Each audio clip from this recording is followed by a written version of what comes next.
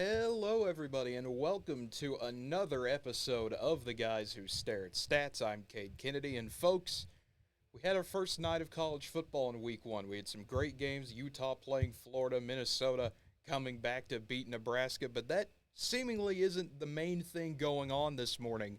We have conference realignment once again. No matter if it's the off-season or in-season, conference realignment does not stop for anybody. As you can see here, Pete Thamel of ESPN reporting that the ACC going to add Stanford, Cal, and SMU starting next year, and this changes a couple of things. For number one, if you're SMU, you're in a Power 5. You're exactly where you need to be, soon to be Power 4 once the Pac-12 officially collapses next year. But SMU, you've gotten to where you want to be. You have made it out, and you're back where you want to be. I mean, the SMU, the 80s in the Southwest before the death penalty and everything we thought of as SMU, their peak. They're still trying to build back up. They're trying to get back. Obviously, they may not get to where they were again. They may not ever compete for a national championship again. But being in a conference like the ACC, where it'll be a 17-member football conference, because remember, Notre Dame is independent but has the agreement with the ACC there. And the other thing, looking at it for Stanford and Cal, the point number two here, this is the best case scenario for Stanford and Cal. Obviously, if you're either one of those schools, I'm sure the Big Ten was the main thing, especially more for Stanford rather than Cal. But this is the life raft that you needed. You have the opportunity to play, a Florida State or a Clemson or someone like that. And academically, Stanford and Cal, obviously their AAU status, that goes a long way as well. And there's a main reason that all of this is finally happening.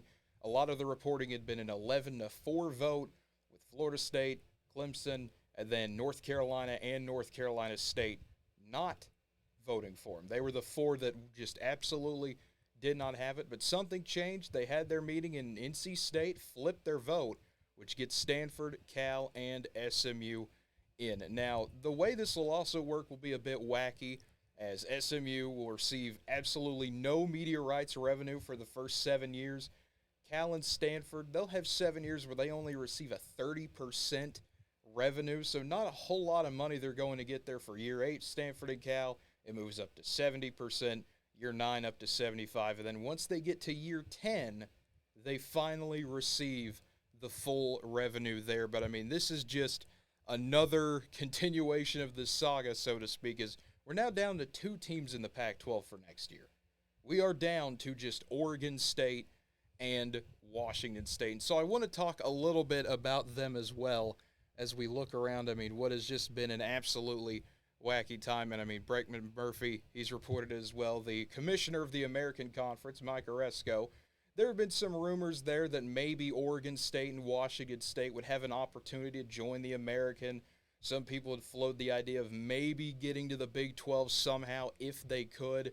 But with the American no longer looking at Washington State and Oregon State, I really don't think any Big 12 offer is going to happen. Now, keep in mind, I will be absolutely glad if Oregon State and Washington State can jump ship to the Big 12 and everybody is able to safely move to a Power 4 conference. But the thing that concerns me now, if you're Washington State and Oregon State, the Mountain West is more than likely going to be the number one offer. That is more than likely going to be where they land, which I've talked about it before. You can see my other videos when Colorado moved and when we had all the other movement with Washington, Oregon, Utah, and the Arizonas as well. This is really going to be just the pivotal moment here for Washington State and Oregon State. They are in a situation where their hands are pretty much tied. There's not a whole lot they can do, and it's going to be sad to see. I mean, you never want to see a program move down. You never want to see them go from being in a prestigious conference like the Pac-12 to having to play the Mountain West, which, no offense to the Mountain West, they've had some good teams. They've had good runs. That's not a slight against them. It's just something that's not a conference that's talked about as much. They're not a Power 5 conference. And that's going to be just intriguing to see how Washington State and Oregon State are able to handle that situation. But for Stanford and Cal and SMU, I mean, you've gotten exactly what you want out of it. And, I mean, it's going to be crazy, folks. I mean, we keep talking about it. It's so weird to think about with this year. where it already kind of feels like it doesn't matter in some certain ways. I mean, you have this year, which will be normal, and then we have a 12-team playoff next year. You have OU Texas in the SEC. You have all the shakeups going on, the death of the Pac 12. You're going to have USC, UCLA, Oregon, and Washington in the Big Ten. Everything is going to be completely off the rails for next season. And I mean, it's just how football is now. I hate saying it. I mean, it doesn't feel like it's right that, football should be determined not by what's going on the field, but by media market size and location and all of that, which really does hurt for some of these schools. Now, obviously, like we talked about earlier, a Stanford or a Cal can get in there based on what they've done athletically and just based on where they're located at and how much money they can pull in that market.